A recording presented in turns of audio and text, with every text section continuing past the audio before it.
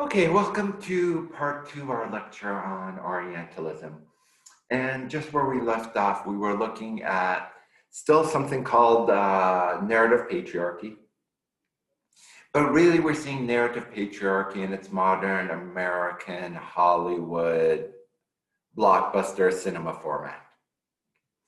In other words, this isn't just narrative patriarchy, it's patriarchy of the market as well, considering all these films are meant to be for-profit films. They are not educational films. We're not looking at documentaries. So along this theme, we're entering the 21st century. And let's look how these themes continue in the following film.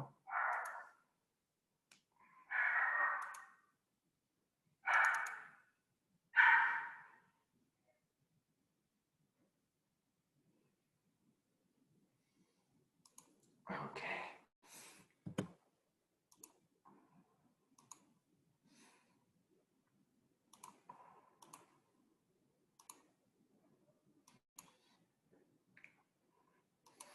And when you watch this particular trailer, think of what aspect of Orientalism are you seeing here?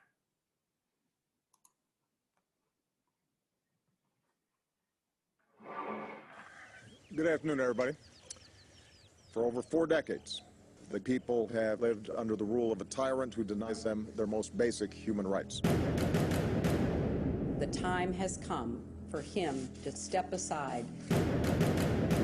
We must keep on with the NATO mission and bring him to justice. I made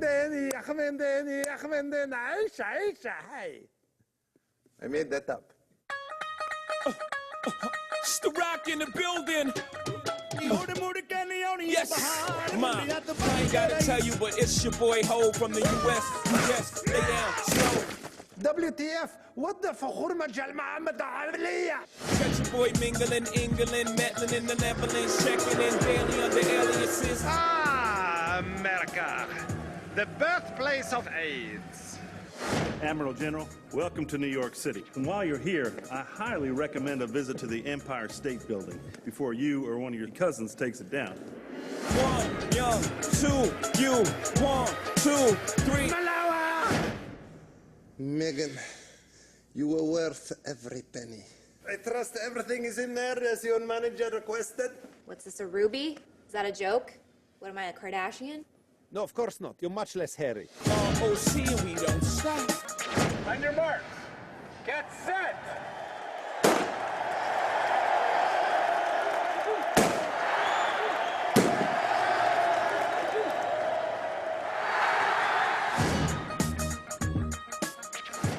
Okay.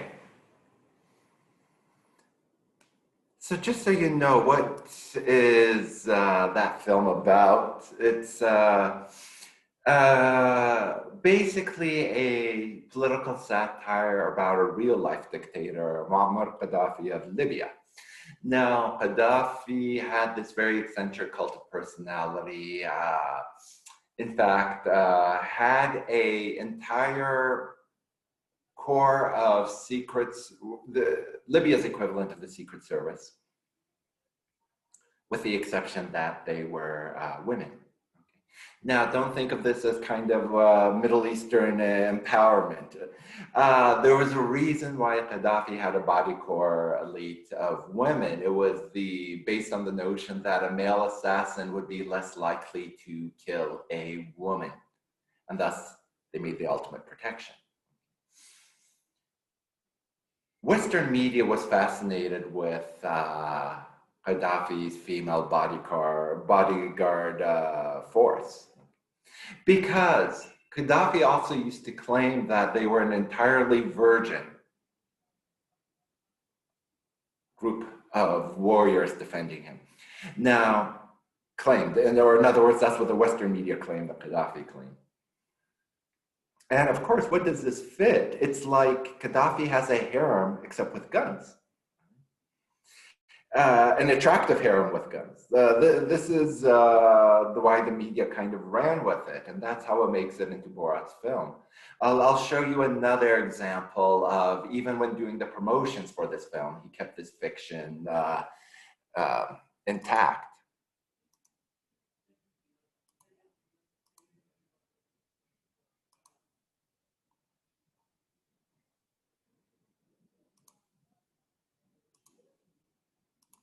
watch the following.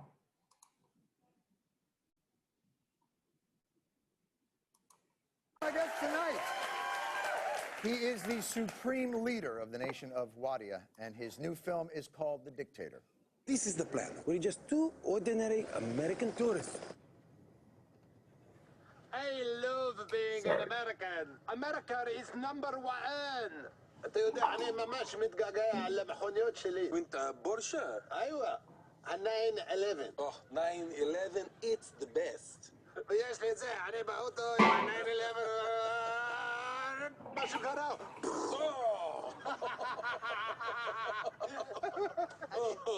ايوه انا كده ادخل. I said 9/11 2012. Please welcome Admiral General Al-Adin.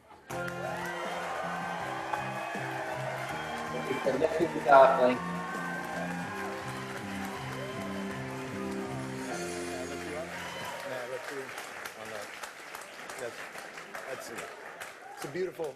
You kiss it. That's it's a very nice. No, you kiss my ring.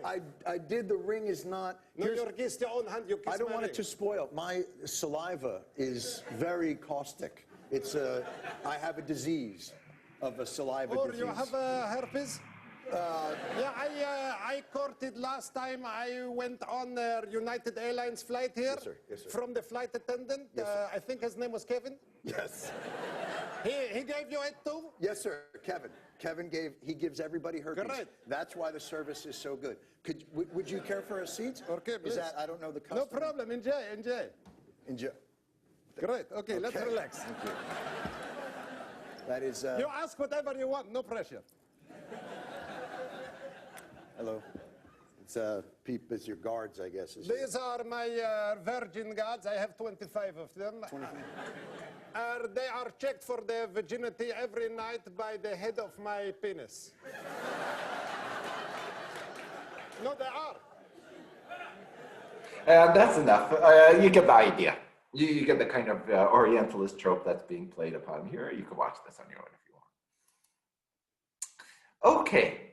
Actually, instead of going to the screen, let me just show the next two videos in sequence. Again, just in terms of kind of the narrative patriarchy in Hollywood.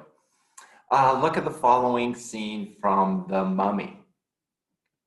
Not exactly a harem scene, but remember the ease of the Orient, the exotic, the erotic, the esoteric. You see which ease come up in the following video. City of the living, crown jewel of Pharaoh Seti I. Home of Imhotep, Pharaoh's high priest, keeper of the dead. Birthplace of Anaxunamun, Pharaoh's mistress. No other man was allowed to touch her.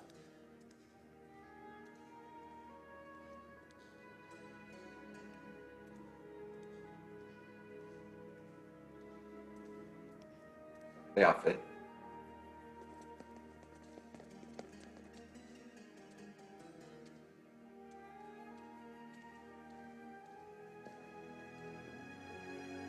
But for their love, they were willing to risk life itself.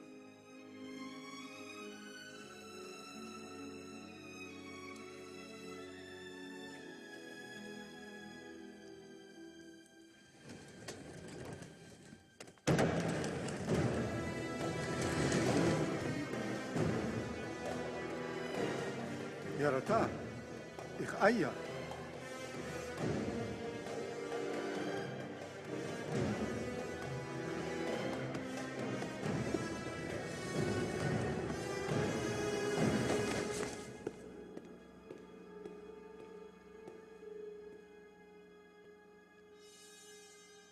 Yattamitatan.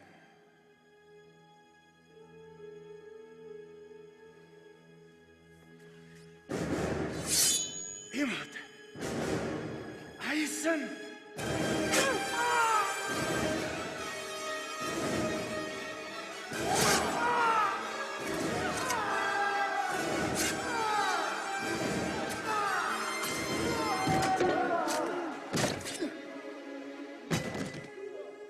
fragile. Now keep in mind, these are supposed to be the eunuchs of, well, I guess Pharaoh's mistress. But again, so relatively uniform kind of Orientalist elements. The mistress has kind of the iconic look of a Cleopatra. Think of the first rap battle I showed you. Think of Elizabeth Taylor. And speaking of Cleopatra, look at the following. Oh, wait, hold on a second, sorry. There's a video I need to watch. By the way, you guys, hopefully if it gets passed, I'm teaching a class on the history of epidemics. That's my real, You see, the world I don't want to say my real passion. Let's just say another subject I teach. Anyway, identified the Orientalist elements from the HBO series, Rome. So this is the epic story of Mark Antony, Cleopatra. Oh, the sound is a bit down, sorry, because probably it's a bootleg upload.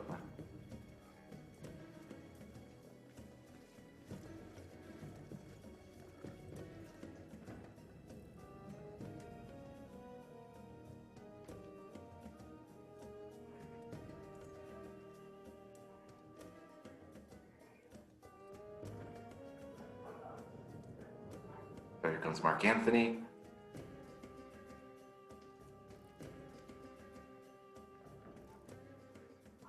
And who is there?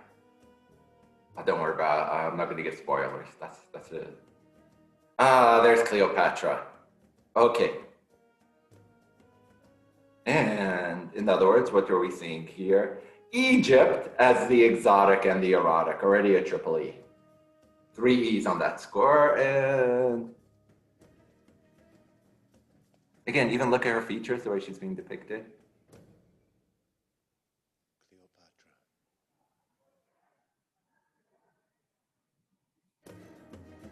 Okay. So,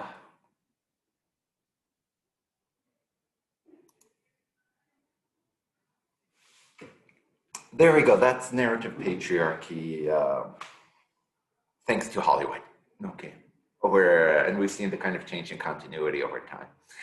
The next part of this lecture is going to look at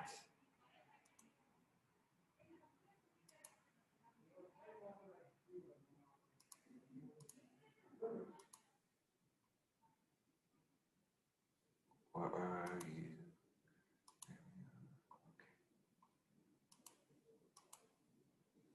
The veil fetish in an American New Orientalist context. What do I mean by that?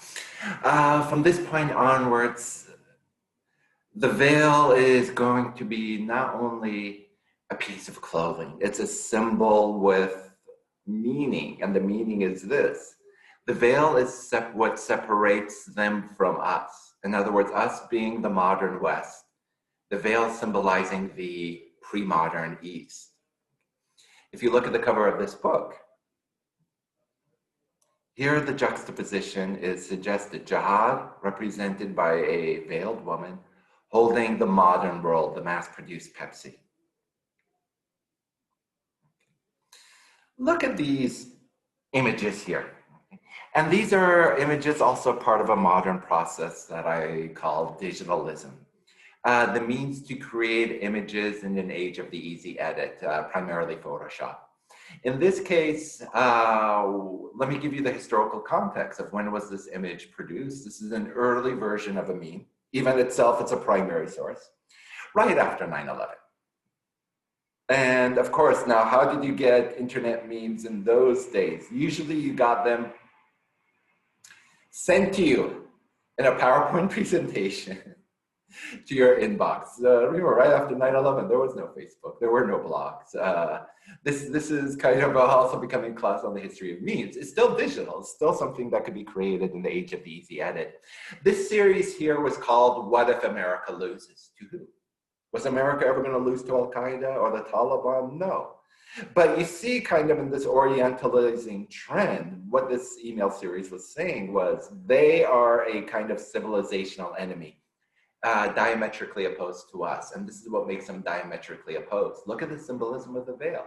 If they win, in other words, the Muslim world, the Statue of Liberty would look like this. Notice the tablet in her hand has Arabic writing on it. If they win, our Barbies will look like this, Taliban Barbie. If they win, this is what our Playboys would look like. And you could still see a little bit of the early, if you see that arrow, those are little clues that, yeah, it's been photoshopped. The girls of Afghanistan. If they win, this is what our Playboys would look like. If they win, this is what online dating will look like. So if we look here, Taliban singles online. I'm a man seeking to own a woman, camel, or goat. Osama says, before I found this site, my love was limited to the beasts of the field, but now I found many women to subjugate and brutalize. Here we have this little note about the Taliban. Look at the privacy policy, not applicable to women. Okay, so let's look at here. First one, I am winking at you. She lives in a cave, occupation not allowed, income not allowed. Where are you? Good looking. On the right, looking for a little sunshine. Where does she live? In a tent. I can't see anyone here. Cave again. Bring some light to my life. I declare a jihad on you, baby. No more beatings, please. Make me one of your wives. Are you a terrorist with a heart? Not like all the other women. You see, the Taliban was the most patriarchal example of patriarchy of the state that used religious patriarchy to define its patriarchy of the state. There's no doubt about that. Women weren't allowed to get an education. Women were not allowed to work or go out in public without a male guardian. There's no questioning that. That's simply the history of Afghanistan. We'll talk about that. This isn't meant to highlight the plight, the poor plight of the Afghan women. This is meant to make a joke about how they are different, you see. And how do we know that was produced post-2011? Sorry, 2001. You see, the Taliban ruled Afghanistan since 1996. This technology existed back then. No one was creating memes like this back then. It's only when the Taliban attack the US, then Americans get concerned about the fate of Afghan women.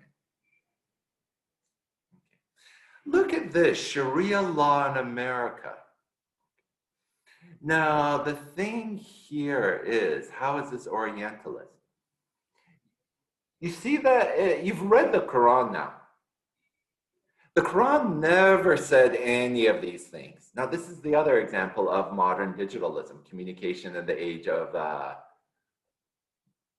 mass media and the age of the easy edit, okay? The thing about a meme, you never look it up. Look up these phrases in the Quran. This is actual verse.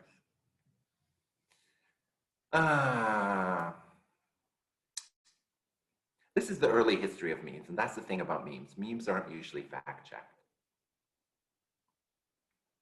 This could be, a lot of you copied and pasted the EI there, okay? And I was trying to figure out, because you would write Jean-Leon Jerome. And why, I was like, why are you calling him the Jean-Leon Jerome in Spanish? And then I figured, you're copying and pasting my exam image. That's what the EI means. You don't mean to copy it into your answer. Sharia Halloween costumes. Now, you see what makes this an Orientalist meme. First of all, this is a suggestion that if Islamic law, it's a different set of memes. It was produced much later than the earlier set. But if the Muslims win, they will impose Sharia on the US. And this is what the US will look like. In other words, sexy nurse, Cleopatra, Wonder Woman, naughty schoolgirl, leggy French maid, mermaid. Ironically, this is patriarch. It's complaining about Islamic patriarchy, but revealing something about Western patriarchy. You see, aren't all those, let's say, costumes kind of sexist degradation or kind of basically sexist costumes that women wear? All right. Why is a French maid so sexy? Because it's not only the outfit, but this is in the service of a man. Naughty schoolgirl, that's, I think that's called rape. If you're and Wonder Woman is an iconic feminist figure. She shouldn't be made into a sex symbol. Okay, the nurse who says your life is, anyway, you get the idea. And mermaids, a sexy mermaid, well, that's pretty freaky. The guy who likes that must have had a love affair with his goldfish. I don't know. Anyway, but this is the thing about a postmodern, a digital meme. Don't just like this, share it too. It's meant to be shared to the masses, and that's the thing in this modern phase. It's easy for anyone to share this image. The Orientalism is here is just, again, this is how all Muslim women dress. What separates them from us? The veil. Look at this. This is something I picked up in San Diego. Not in San Diego, Oceanside. Okay, this is an exam image as well. Look again, it's reference to Sharia law. Look at the date. It's 2011. It's about 10 years since 9/11. Think of the audience, particularly if I pick this up in Oceanside. And again, think what this image suggests. She is exotic, perhaps erotic. Definitely I doubt they got a Muslim woman to pose for this because a veiled Muslim woman would not be posing for a magazine cover like this. So here we have the exotic, the erotic. Okay. Now there's a new E, the enemy. Because that's what you're saying. Sharia law is something that is a threat to you, the military community of, well, anywhere that these magazines are given for free. It's patriarchy of the market still, even though it's given for free. Because of course, this magazine is depending on advertising. Okay. Sharia law often becomes a reference to, if they win and impose their system of law on us, all women will have to wear a veil. If all these Muslims, here Barry Stanton, want their Shakira law, notice how there should be spelled, Shakira law in this country, why don't they F off back to India? Shakira law, the Sheikh says, I promise you no one will force you to dance, Habibi, okay?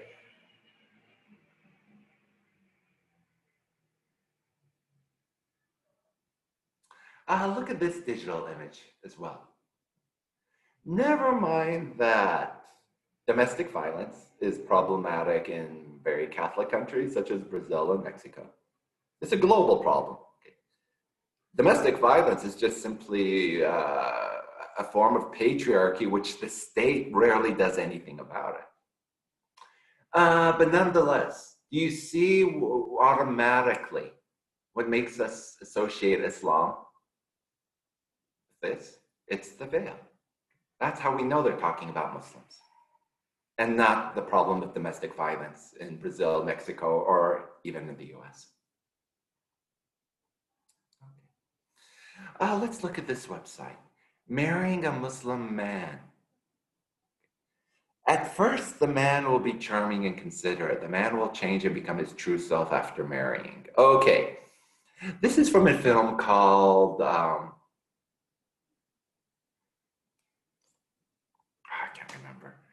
Sally Fields, Not Without My Daughter, okay?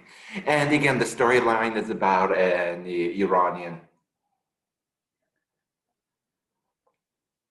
man who marries an American woman, takes her back to Iran, and then kind of has this transformation, becomes this awful man. Perhaps that story is true, but it's become a symbol for every Muslim man. And we don't know how true that story is because it's only told from one person's perspective. But, okay. Again, look at this case of alphabet soup.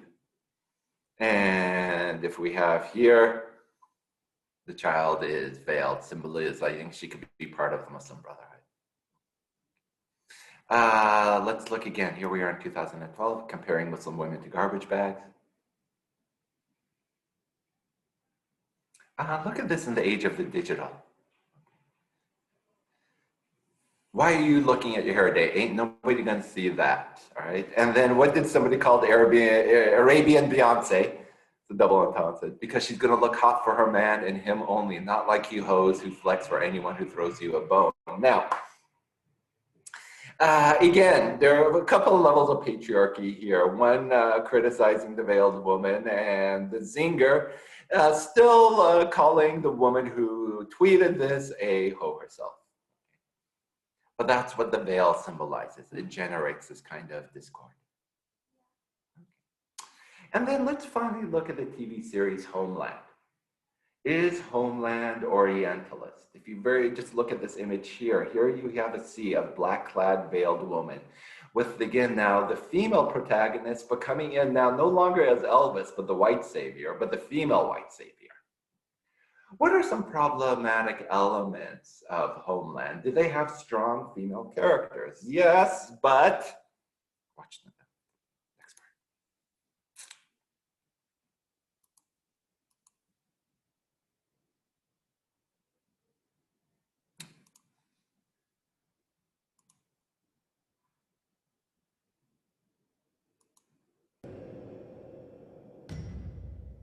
You have 10 seconds, Mr. Lockhart. He's gonna cut her head off, for Christ's sake. It's a war, Andrew. Well, I can't just stand here and watch. Now move aside. I won't. Back the fuck off!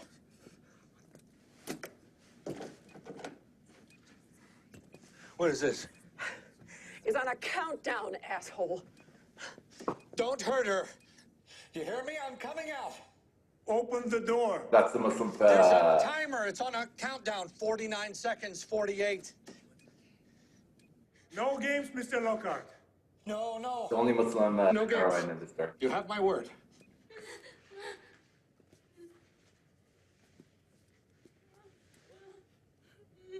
What's going on? They're at the door to the vault. 3 hostages are down. Nagani has a knife to the throat of the 4th. What do we do? They got this place mapped out, right? They know about the tunnels in the vault. Right. That means they know about the emergency stairwell at the back of the ambassador's office. What are you thinking? I say we chase them toward the exit. There's only 2 of us. This is a surgical strike. It's not a suicide mission. They'd rather run than engage in firefight. You sure? No.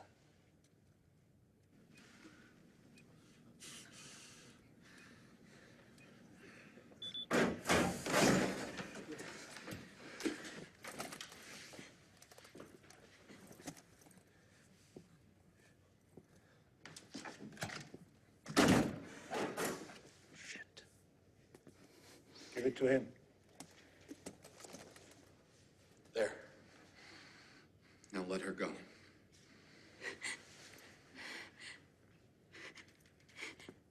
Don't kill fish. No. Okay.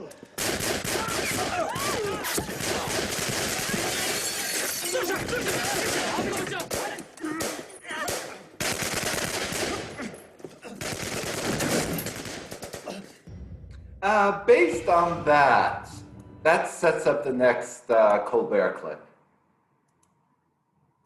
In fact, if it wasn't for TV, I wouldn't be on it right now. But here's the thing. These days, I barely have time to watch my stories. But there is one show I never miss, and that's Homeland. If you haven't seen it, didn't realize the ratings were that bad this year. If you haven't seen it, it's the story of a beautiful bipolar CIA agent crying, fighting terrorism, and having sex. Frequently at the same time. It is packed with action, controversial drone strikes, Al-Qaeda plots, chaos in the Middle East. It's a great escape from watching the news every day. Season 5 just kicked off, and I'm loving it. There's so many pressing questions I can't wait to have answered. Can Carrie return to normal life in the private sector? Will Saul restore the CIA's reputation? Will we ever see the hot wife from season 1 again? Well, last Sunday's episode had a shocking twist that no one who can't read Arabic saw coming. 3 graffiti artists hired to add a touch of authenticity to a set for the show Homeland. They used the opportunity to make a statement. Carrie Matheson, played by Claire Danes, can be seen striding past an Arabic wall reading, "Homeland is racist." That is a major intelligence failure. Looks like the next episode might explore the ethics of enhanced screaming at an intern. Now, it turns out somebody on Homeland hired graffiti artists who took the opportunity to protest what they saw on the show as unfair depiction of Muslims. Wow, who could have predicted a graffiti artist would break the rules?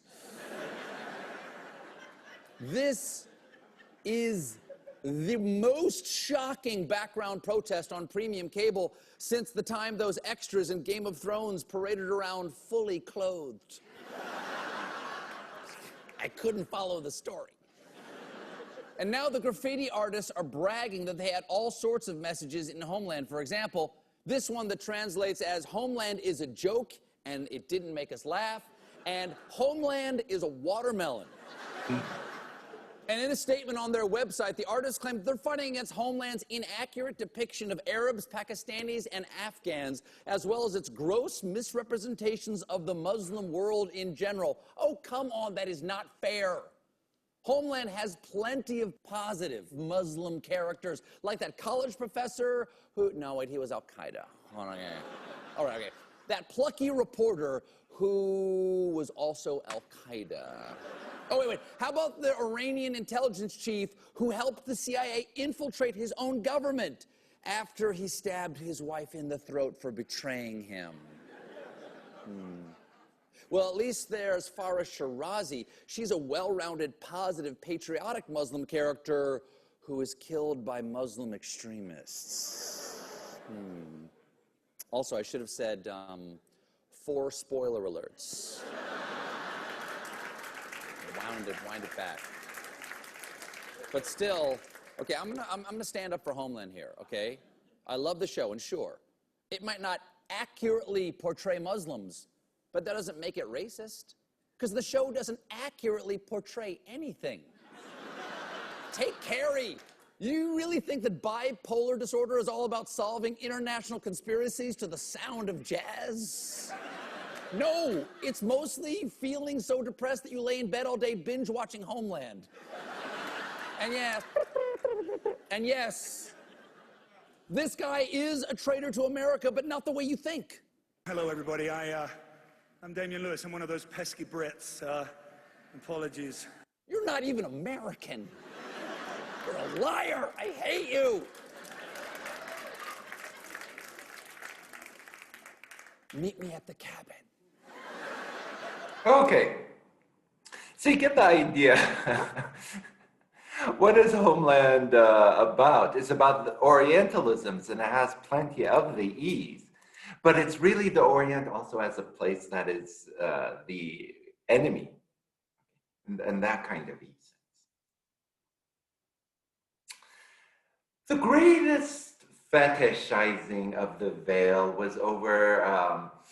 It wasn't central to it, but it was central to this series of cartoons. In other words, it wasn't central to the offense caused. Offense was caused when a Danish newspaper published cartoons that were supposed to aim to depict the Prophet Muhammad. And of course, it caused a good amount of offense amongst Muslims. But let's look at kind of the patriarchal stereotypes based on the cartoons. That was one. There's the virgin myth. They translated this in English, so you can understand it. Okay, going from those cartoons, just random. I don't know. I didn't even know where to put this. Let's just skip it. Well, no. Let's look at from this to this. Let's look at Orientalism and patriarchy of the market. What was this meant to sell? A completely veiled woman with a U.S. A guy in fatigues. And the suggestion is this: they're supposed to be enemies, right? What's the connection to the product they're selling? By the way, if any, oh God, this was a mistake. Zamku Chicken is the best shawarma place in Glendale. Oh, so hungry. Okay, here we go.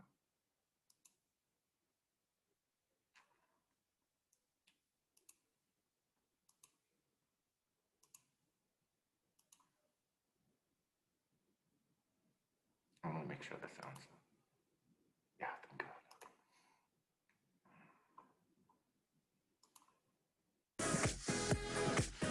With this new campaign, we wanted to celebrate diversity, celebrate equality, and by bringing into our campaign various couples coming from every corner of life, making the invisible people, the ones that you never see in most commercials, making them visible. So we call the campaign Be Together. I grew up with a very diverse family. My mom is white, my father is Persian. I have a stepdad that's African American with 3 younger brothers that are half black as well. So I'm very happy to be a part of a campaign that promotes diversity. I love it. I was definitely looking to be a part of it. You know, as soldiers, that's really what we fight for right there. I mean, you just want, our freedoms. You just want that equality. You know, I'm from Alabama, and I know when I was growing up, I was in a relationship, and I was involved with an African-American woman, and my parents wasn't too thrilled about that. Anyone should be with who they want to be with. I mean, that's really what it's all about. Because this campaign will showcase people that you don't usually see, we are going to get some controversy. As there is a diversity of people, we believe, respect, and even welcome a diversity of opinion. And we just hope that this campaign will start people talking. Can this guy be more French? Oh my God. What was this meant to sell? Some kind of device that stops one of your significant others from snoring at sleep. Okay? Yes, it's an anti-snoring device. Again, that's a very Orientalist motif. Look at it again. Yeah, the white, in other words, the soldier with the veiled woman as a kind of a symbol of the harmony and whatever. Okay, that's patriarchy of the market. Now, I'll just make sure. Yeah, that's good. Okay. Let's look at the patriarchy embedded in the following advertisements. So you saw Snore Stop. And Carl's Jr., the Miss Turkey ad was taken down the internet. Finally, if you want to know one of the most misogynistic fast food ad campaigns ever was Carl's Jr. before. Finally, I think the CEO said a couple of years ago, mea culpa for all these ads. But I still have those 2 ads. Okay, look at what these 2 ads are selling and how they use the harem frame to sell it.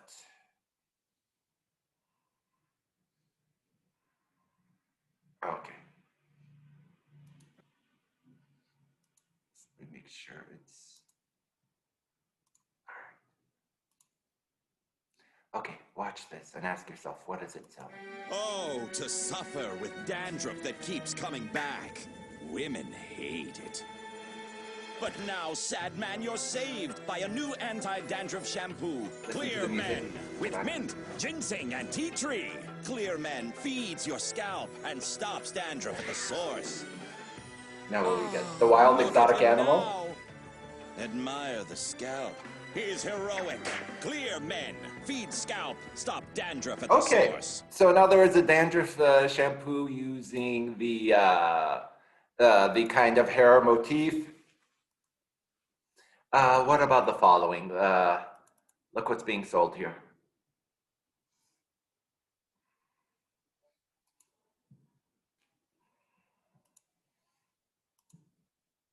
You're probably familiar with this ad campaign. Hey, where'd you go?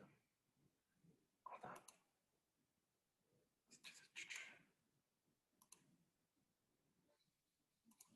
on. Now, share.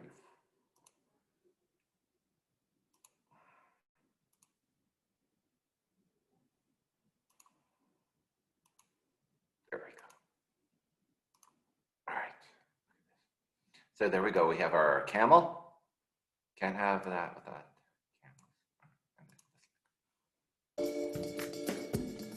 our tent. Some say having a dark side will lead to no good.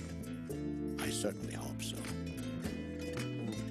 And if these veiled women are already drinking beer, if they're already drinking beer, keeping on the veil is pretty redundant. But that's the point. That's the point. It's supposed to add to their exotic eroticness. Okay. Let's look at other examples.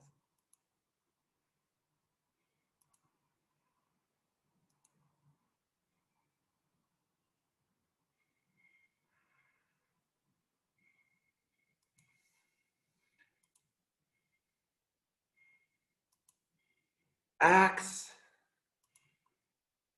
The Axe commercials were notorious for being misogynistic, and here it's kind of, there's nothing Orientalist about it except what is the offer, what is the harem? It's just the offer to a man of multiple women at your beck and call. What about this dieselat? Okay, again, it's the veil as the symbol of what is different from them and us. So a burqa made out of jeans. Look at this, sexy Middle Eastern Arab girl burqa Halloween costume.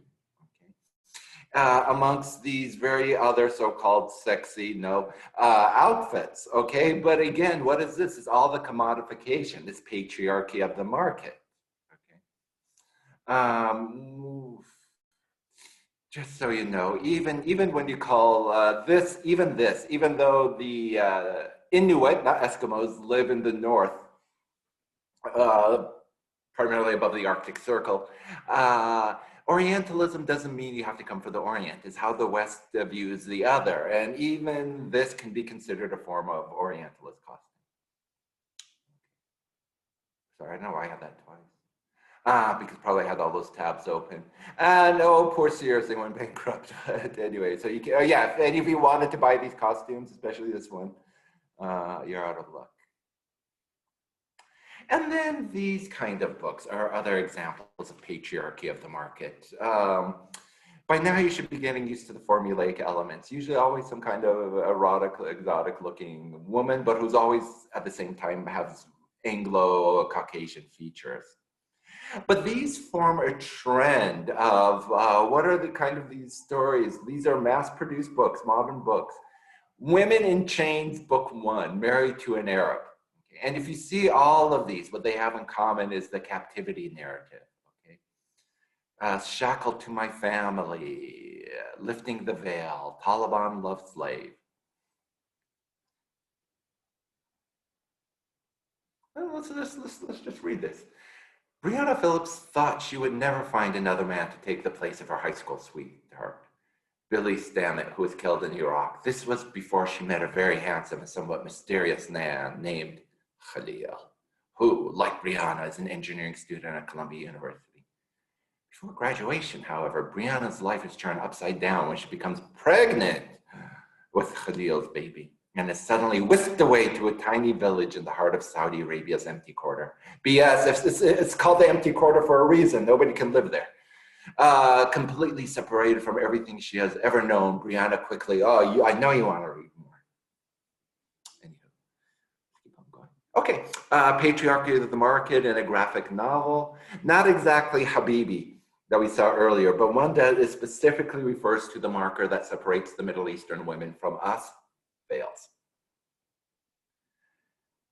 And again, references to the slave market when we saw there a woman for sale, not much younger than myself. She was a remarkably beautiful creature. This is in 2012, but very much the language of like that woman, Lady Duff, who went to Egypt. Even let's look in in comic books, well, how we have Orientalism. What's the name of this character? Well, her name is Dust. Can transform her body into a living sandstorm. Okay. We go from one extreme to the other. This is also supposed to be a Muslim, superhero. And again, just other examples in comic books that we see here. Remember I told you about the graphic novelist who wrote 300? This was his other project. So, I mean, you can see there's no doubt this guy was kind of what we could consider Islamophobic. Is this a good place to pause? Let's look at Jabba. Well, remember when we were talking about Jabba, the Oriental despot, usually the captivity narrative? Look what he's smoking, almost like an Oriental shisha hookah. And then, you know, look, he's kind of a despot in the desert with a kind of very Middle Eastern looking kind of palace. And there is a place called Jabba's Palace. Where is that at? Tatooine. Now, I hate to break it to you guys. Or maybe you'll love this fact. Tatooine is a real place. It's a town in Tunisia, Tatooine. If I said it like that, it doesn't sound too exotic. But yeah, sure enough, it caters to, you know, Star Wars nuts, where you can go to a place called Jabba's Palace and, you know, indulge in your Orientalist fantasies. I'm not sure if women are dressed like the captive Princess Leia. But yes, there we go. Okay. I think here's a good place to pause. Aladdin is going to take up a bit of time. So let's pause here, and I'll come back to you with section 3. It was, oh God, but before I do that, it's just an accident I had Star Wars right before Disney. When I designed this lecture years ago, who would ever know those worlds would combine? But come on. Okay, there we go. All right, see you guys later.